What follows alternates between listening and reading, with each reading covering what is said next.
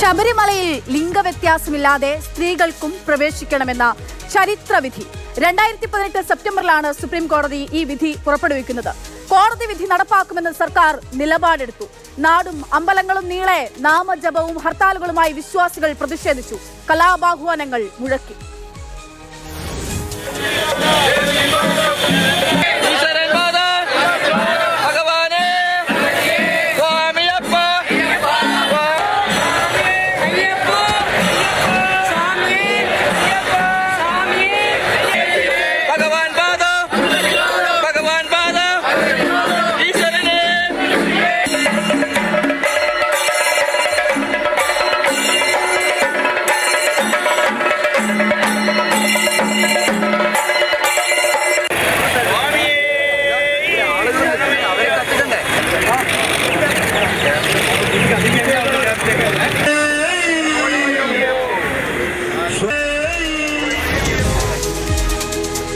പ്രതിഷേധങ്ങൾ നാടെങ്ങും തുടരുമ്പോൾ സർക്കാർ നവോത്ഥാന സമിതി ഉണ്ടാക്കി. വനിതാ മതിലുണ്ടാക്കാൻ 190 സാമുദായിക സംഘടനകളെ ക്ഷണിച്ചു. 174 സംഘടനകൾ ആ മതിലിന്റെ ഭാഗമായി. അന്ന് എതിർത്തത് NSS ജനറൽ സെക്രട്ടറി മാത്രം. എന്തോരം കഷ്ടം, എത്ര എണ്ണാണ് ജയിച്ചാൽ ഞാൻ മുതലേച്ചനോട് ആട് പിടിച്ചെന്ന് പറയാനായിട്ട് കുറെ ആളുകൾ ഇങ്ങനെ നടക്കുകയാണ്. യുവതീ പ്രവേശനം എന്ന പേരിൽ ശബരിമലയിലെ ആചാരങ്ങളും അനുഷ്ഠാനങ്ങളും ഈശ്വരവിശ്വാസവും തകർക്കാനുള്ള സർക്കാരിന്റെ ഇതുവരെയുള്ള ശ്രമം അമ്പയെ പരാജയപ്പെട്ടപ്പോൾ ഒരു ഓമന പേര് നൽകി നവോത്ഥാനം എന്ന പേരിൽ ഇവിടെ ഒരു വനിതാ മതിൽ പിന്നെ എല്ലാവരെയും കൂടെ പങ്കെടുപ്പിച്ചുണ്ടാക്കാൻ. നാടുനീളെ പെണ്ണുങ്ങൾ നവോത്ഥാന മതിൽ കെട്ടിയതിന് തൊട്ടുപിറ്റേന്നാൾ 2019 ജനുവരി 2-ന് ശബരിമലയിൽ 2 സ്ത്രീകൾ പ്രവേശിച്ചു.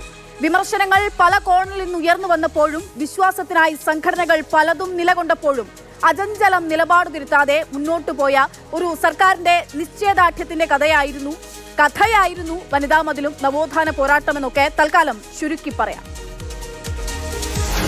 അങ്ങനെ ചരിത്രത്തിൽ ആദ്യമായി കന്യയ്യപ്പൻ ചിങ്ങമാസം 1-ാം തീയതി മലയിലെത്തിയില്ല. അപ്പൊ വ്യവസ്ഥ പ്രകാരം എന്ത് വേണം? മാളികപ്പുറത്തമ്മ വിവാഹം കഴിക്കണം. ആഗസ്റ്റ് മാസം 18-ാം തീയതി വാക്ക് പറഞ്ഞാൽ പാലിക്കുന്ന ആളല്ലേ അയ്യപ്പൻ, അല്ലാതെ വാക്ക് വ്യവസ്ഥ ഇല്ലാത്ത ആൾ അയ്യപ്പൻ എന്നാ പറയുക? അങ്ങനെയുണ്ട്. 18-ാം തീയതി വാക്ക് പ്രകാരം അയ്യപ്പൻ മാളികപ്പുറത്തമ്മ വിവാഹം കഴിച്ചു. അങ്ങനെ ബ്രഹ്മചര്യം അവസാനിച്ചു. ഇതൊക്കെ പണ്ട്, ഇന്നതൊക്കെ മാറിയിരിക്കുന്നു. മുൻപ് MV ഗോവിന്ദൻ പറഞ്ഞതുപോലെ ഇതൊക്കെ കഴിഞ്ഞ അധ്യായമായി മാറുകയാണ്. കാരണം സർക്കാർ ഇന്ന് നിലപാട് മാറ്റിയിരിക്കുന്നു. ശബരിമലയിൽ നവോത്ഥാനം നടപ്പാക്കാൻ ഇറങ്ങിത്തിരിച്ച സർക്കാർ ആചാരം സംരക്ഷിക്കാൻ തീരുമാനിച്ചിരിക്കുന്നു. 2019 സുപ്രീം കോടതിയിൽ നൽകിയ സത്യവാങ്മൂലം സർക്കാർ തിരുത്തും.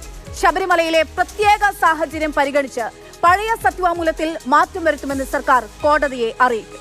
AK സ്റ്റെഫിൻ ചേരുകയാണ്. സ്റ്റെഫിൻ, നിലപാട് മാറ്റമെന്നൊക്കെ പറഞ്ഞാൽ ഇതുപോലെ മാറാനാകുമോ എന്നുള്ളതാണ്. നമ്മൾ ഇപ്പോൾ കേട്ട സ്വരാജിന്റെ വാക്കുകൾ ഉൾപ്പെടെ അതികഠിനമായി വിശ്വാസികളുടെ നെഞ്ചിലേക്ക് തുളച്ചു കയറും വണ്ണത്തിൽ തന്നെ സംസാരിച്ചുകൊണ്ടാണ് നവോത്ഥാനത്തിന് വേണ്ടി അന്ന് സർക്കാർ സംസാരിച്ചിരുന്നത്. അന്ന് ഈ സർക്കാരിനൊപ്പം ചേർന്ന ഒരുപാട് ജനവുമുണ്ട്.